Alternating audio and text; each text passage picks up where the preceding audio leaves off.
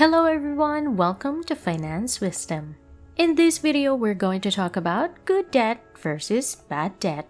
If you're new to this channel, do like and subscribe to the channel. If you don't want to risk missing out on the most riveting videos that today's leading financial gurus have to offer. We are going to continue to supply you with assessments of Robert Kiyosaki's most intriguing lessons, and right now, we would like to provide you with the next one. It will be about debt and credit and how to change them into something helpful. Isn't that an intriguing topic to discuss? Let's get started. There are a lot of people who consider themselves to be financial gurus, like Robert Kiyosaki. And they all provide the same piece of advice, which is that we should try to avoid having any debt.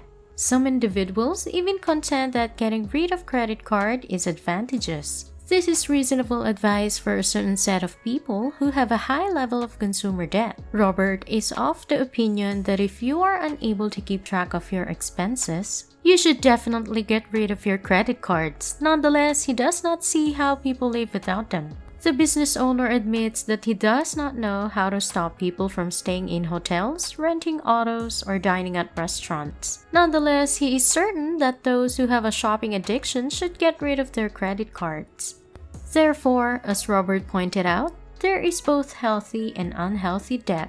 It is referred to as bad debt when you have a significant amount of negative debt, such as a student loan. The primary justification for this is the fact that it is the worst possible debt to have to pay off.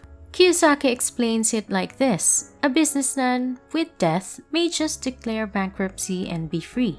But with student loans, you won't be able to do so and will be enslaved by debt for the rest of your life. As a result, if you're a student, you shouldn't take out a student loan until you're certain you'll be able to graduate. According to Robert, he believes that many of us have instances of individuals who just dropped out. The issue with a student loan is that a person must know what he or she is going to study until the very end. Robert has two buddies, both of whom are physicians. These boys graduated from university with a debt of $500,000. But thanks to high-paying careers, they were able to pay it off in 5 years before establishing a family and settling down. Their primary purpose was to repay their education debts, which enabled them to become physicians. The author has no doubt that we all know people who are just unsure of what they want to accomplish. When Robert was 18, he informed us that his peers made about $120,000 each year. It may not seem like much now, but for his age, it was a fantastic achievement. Even if a person made $20,000 per year at the time, it was still decent money. Robert's starting pay was $47,500, but his classmates would be paid 3 times as much. Robert emphasizes the fact that this is a choice that each of us must make on an individual level.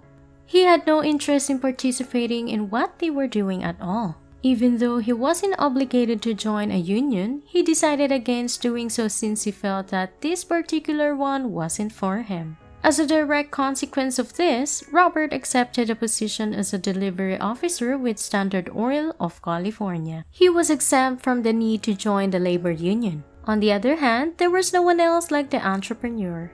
He scraped by on an annual income of only $47,000. Robert went on to say that there is always a price to pay.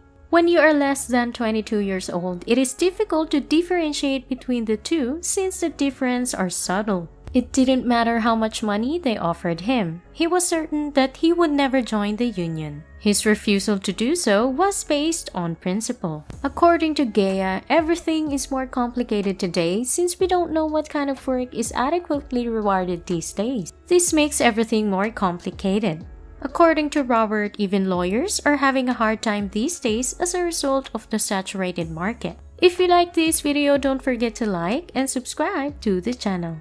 Artificial intelligence is increasingly being used to replace many high-end positions in this field. They don't need an accountant since artificial intelligence can handle the majority of the labor, as Robert believes before taking out your first student loan. Our generation must evaluate whether or not we will complete the studies we began. Following that, Robert moved on to the major subject of good and bad debt. He produced a graphic depicting revenue, costs, assets, and liabilities. Let's say you want to purchase a home. Your property may seem to be an asset, but that is not the case. According to Robert, your residence is a risk. The residence is your obligation regardless of whether you have debts or not. Similarly, if you own a car, the vehicle is a responsibility. Robert went on to emphasize that in financial education, there are 6 key terms: income, costs, assets, and liabilities, as well as cash flow are all included. The average individual works. The money you make at work is used to cover obligations. The money we pay for the home goes to the bank through a mortgage. In the end, money is not an asset since it is a liability.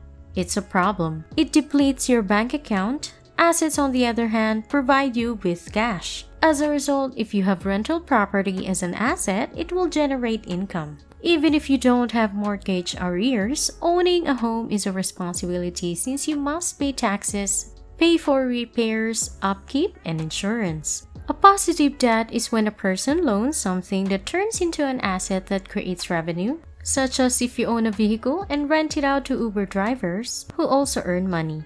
Robert has a yacht with his wife. He claims that most of the boats aren't lucrative, but this one does, thanks to frequent leases. Cash flow and student loans are the 2 most important terms to remember from this lecture. All of this boils down to 2 words. Flow of funds. If money enters your pocket, it is an asset, and it is good debt. But if money leaves your pocket, it is terrible debt. This is especially true if you are a successful employee or business owner. According to Robert, you must be in charge of the cash flow direction. Many individuals work, yet their earnings go out and are taxed by the government. Robert made a point of mentioning his acquaintance, Donald Trump, since he and Donald Trump are both tax evaders. Taxes are paid by entrepreneurs, but they are also one of the asset categories discussed towards the conclusion of his talk. Robert concludes that you should not be afraid of credit cards if you know how to use them properly. Can credit cards be a good debt? It all depends on how you intend to use your money. If you intend to use it for something that generates income as an asset, it is a good debt. But if you spend it on a Versace jacket, it is not. Good debt puts money in your pocket, while bad debt generates expenses. Thank you for watching. I hope you have learned something from this video. If you like this video, do give us a like, subscribe to the channel, and comment down below. Thank you and goodbye.